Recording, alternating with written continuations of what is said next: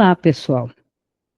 Então, vamos a mais um vídeo sobre astrologia, relacionado também à religião, porque muita gente acha que a astrologia é algo abominável, mesmo aos olhos do Deus único, não é tanto assim.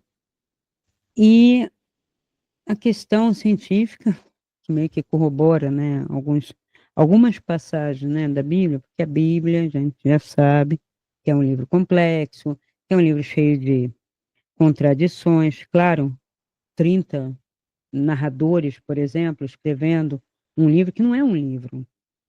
A gente considera um livro, na verdade, uma biblioteca, né? A gente falou assim, aquela biblioteca que durante 1000 anos determinou o pensamento ocidental.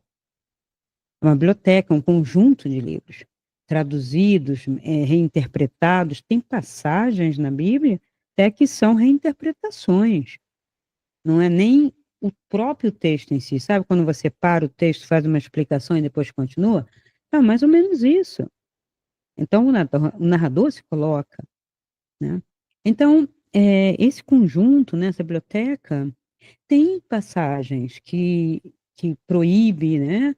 E não vou dizer que não tenha razão, no sentido de consultar adivinhos, tentar acertar a sorte, às vezes, encantamentos e magias para conseguir coisas. Isso daí, gente, não precisa nem ser católico, nem judeu, nem protestante, nem nada, para a gente saber que é uma enganação e que é uma perda de tempo, de dinheiro, e que não se deve fazer isso. Primeiro, que a divindade, ou se você acredita, né, não é um balcão de favor.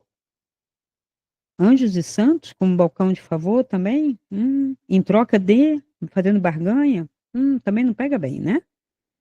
Mas é assim, ó, de gente ainda. E a questão também da- das enganações, do ouro de tolo, dos charlatãos, que se aproveita de uma situação vulnerável da pessoa. Dentro do espiritismo, que pode ter atitudes boas, louváveis e tal, de ajuda, mas tem muito também, não está isento de crítica, eles se colocam acima também da crítica por ser uma nova forma de religião, mas eu acho ridículo. Tudo que é humano é passível de crítica. E tem muita gente enganando, muita gente enganando muita gente. Por quê? Porque começa pela pessoa que busca.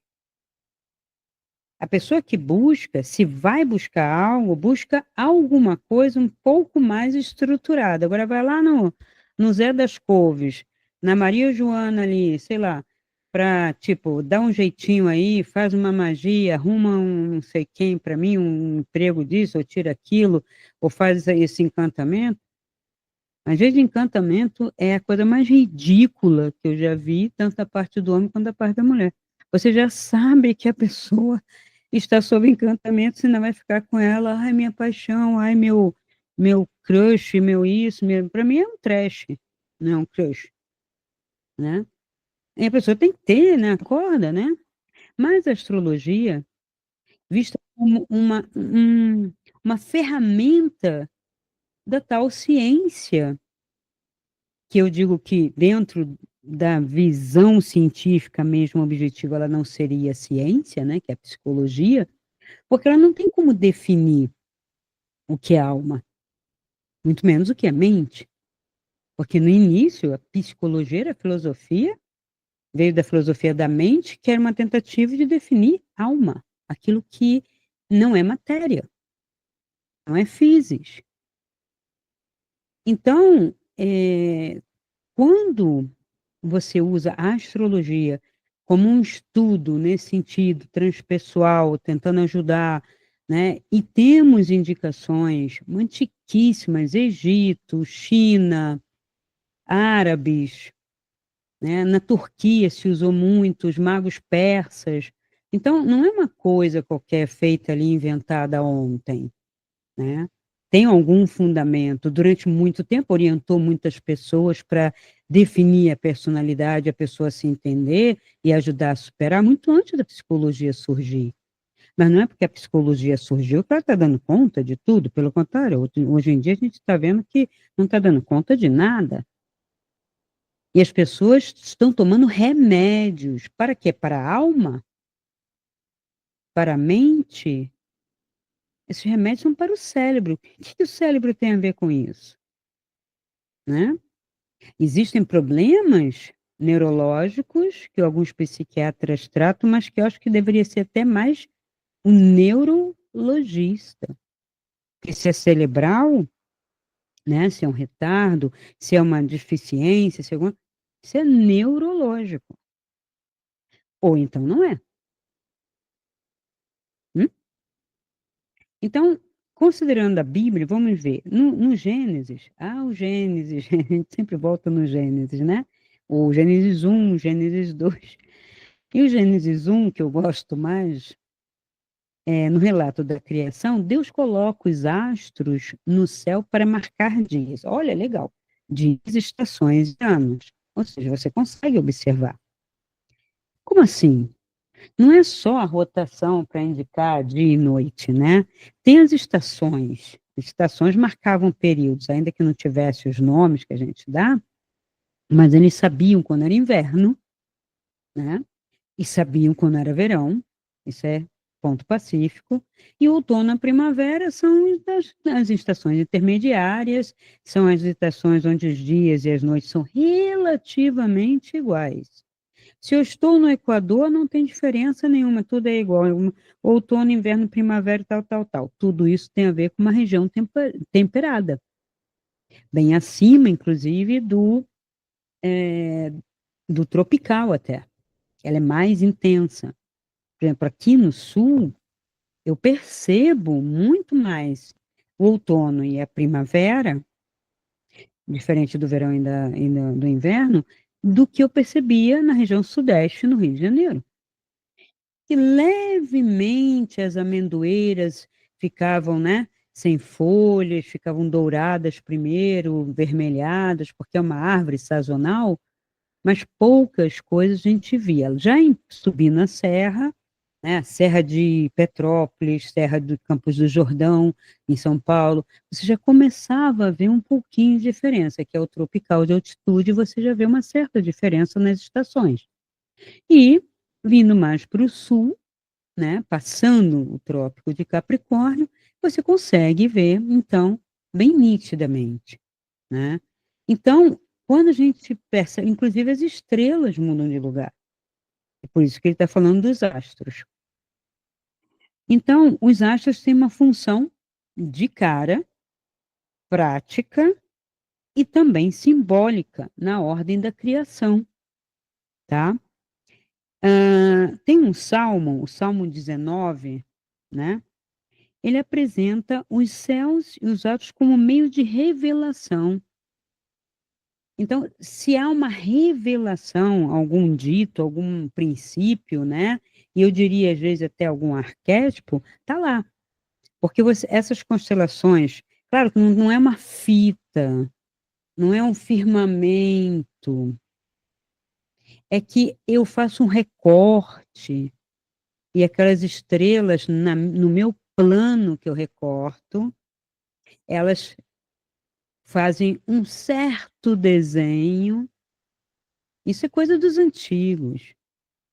Por que que, bem antes dos vikings até, mas os vikings que navegaram antes dos portugueses, antes dos espanhóis, é, eles chamavam de ursa maior e ursa menor.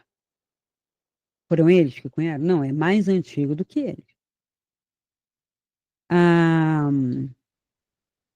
a constelação do caçador, que tem o cinturão do caçador, onde tem lá as Três Marias, que é daqui do hemisfério, também já se conhecia há muito tempo. As Pleiades na constelação de Touro sempre foram conhecidas desde muito antes da gente se acordar como uma civilização única ocidental. O Egito já tinha conhecimento disso, a Babilônia também. E não é por causa dessa raça, é antes dessa raça. Então, quando o pessoal pensa também que veio o pessoal aqui para formar essa raça, Mm-mm.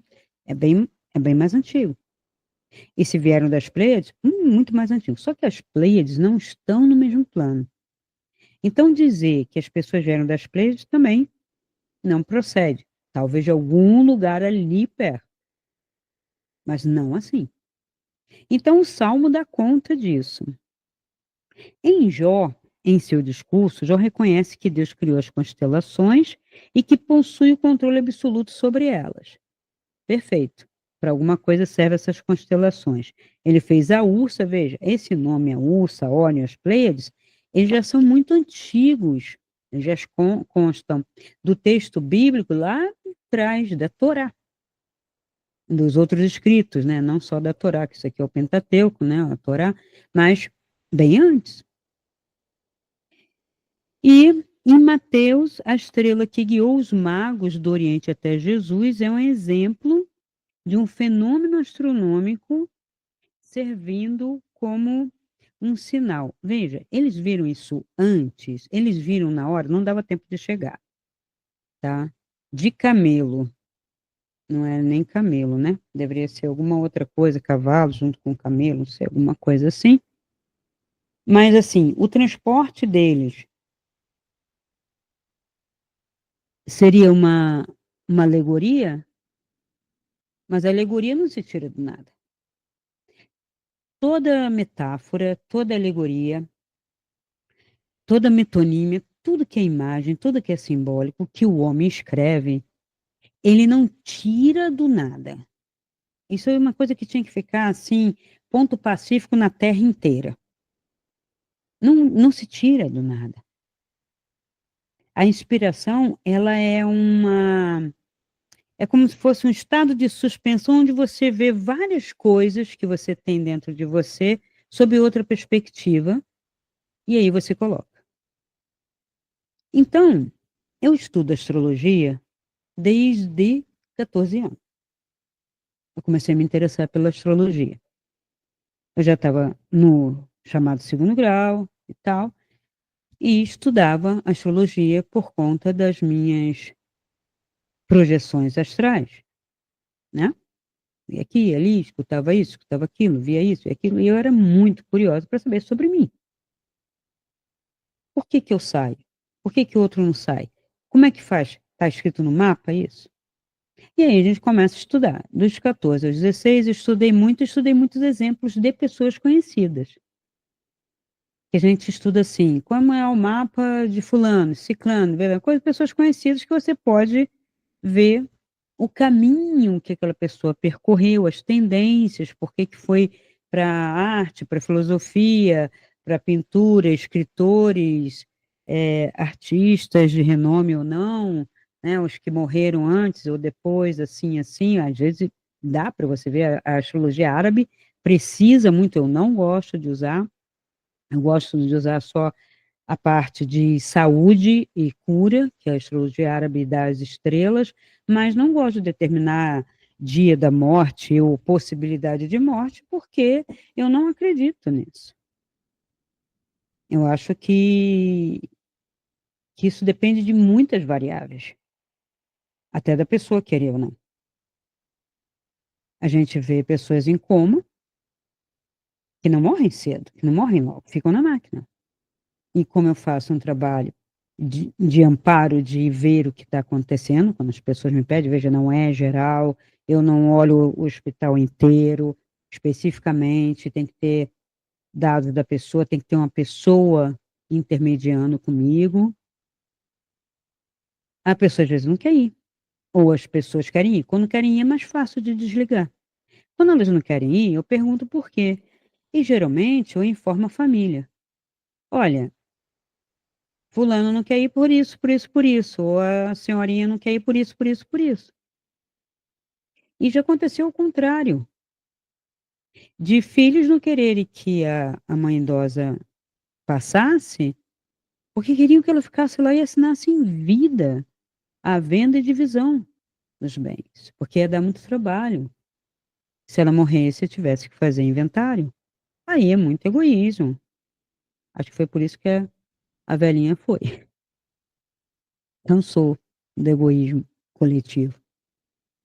Então, o mapa natal transdimensional, que é uma criação minha, ele está registrado com toda a sistematização, tá? É o MNT, Mapa Natal Transdimensional. Ele tem um conhecimento dentro dele, ele é um arcabouço de leituras transpessoal, a árabe, de saúde, né? A esotérica também, quer dizer, uma visão holística dessa astrologia, e a parte que eu chamo de transdimensional, que são os desafios kármicos. Eu vejo sinais interessantes, que muita gente acha que somente o Saturno é um planeta kármico, ele é um planeta que lembra, que cobra, que traz a questão do tempo. Você tem um tempo para realizar, que é outra coisa que as pessoas não leem. Quanto tempo eu tenho para realizar isso? Não é a vida inteira para resolver um karma, não. Fez, não fez, paciência, passa para outra e vamos embora. Tipo matéria que você vai passar mal passado, mas vai adiante. O Plutão também é. Seja ele um exoplaneta, seja ele um asteroide, dê o nome que quiser, mas ele tem uma marcação muito intensa de desafio dentro do mapa e outros sinais. Mas o equilíbrio dos elementos, né? Então, tudo isso é lido transdimensionalmente e eu trago, às vezes, com clareza, inclusive, a região. Em vidas passadas, e não é muito difícil da gente determinar, porque as estrelas, né, os planetas, as casas e a dimensão daquele desafio traz para mim uma visão do Akashico. Então, por que eu estou trazendo isso para vocês? Porque o ano de 2025 vai ser um ano muito bom. Um ano onde as coisas vão fluir, vão continuar um pouco, porque tem um arcano 7, tá? Mas tem um arcano 9, usando a numerologia. E esse arcano 9, ele dá conta de um encontro de espiritualidade, um ano possível de se encontrar com uma transcendência. Mesmo que você não acredite em nada, há uma transcendência, há uma possibilidade de expansão de consciência, de contato com alguma outra dimensão sua. O ano de 2025. Seria interessante você ler antes do seu mapa.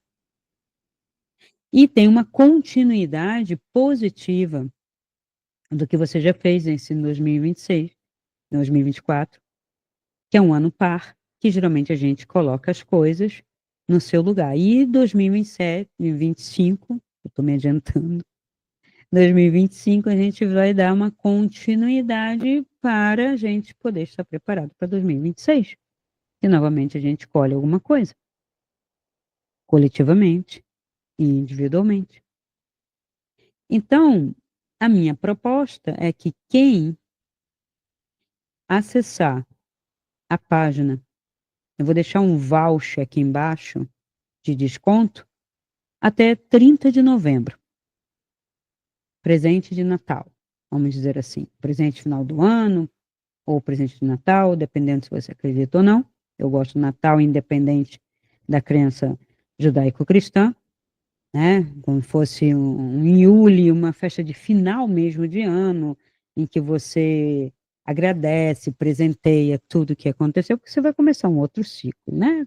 Seria uma festa de ciclo. Ou, se você quiser acreditar, o nascimento do Cristo, ou pelo menos quando se comemora, não quer dizer que ele tenha nascido 25 de dezembro, isso também já já se divulgou durante muito tempo pelas arqueologias, pelos cálculos, né? Porque mexer em calendário é fogo, né? A data muda o tempo todo. Então, eu vou deixar com um descontão. Ele tem um valor, vou colocar outro valor, ele está de 950 por 800, com direito a 2 consultas, 2 áudios e uma receita floral de harmonização do que eu puder ver naquele mapa que esteja atrapalhando você a dar conta do que ali está como desafio.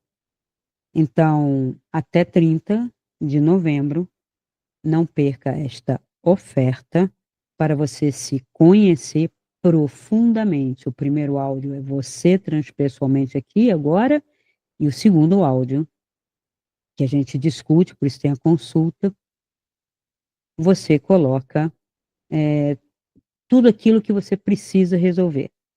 Junto comigo, você tem os seus conflitos, coloca para mim na consulta. E a gente vai ver isso transdimensionalmente.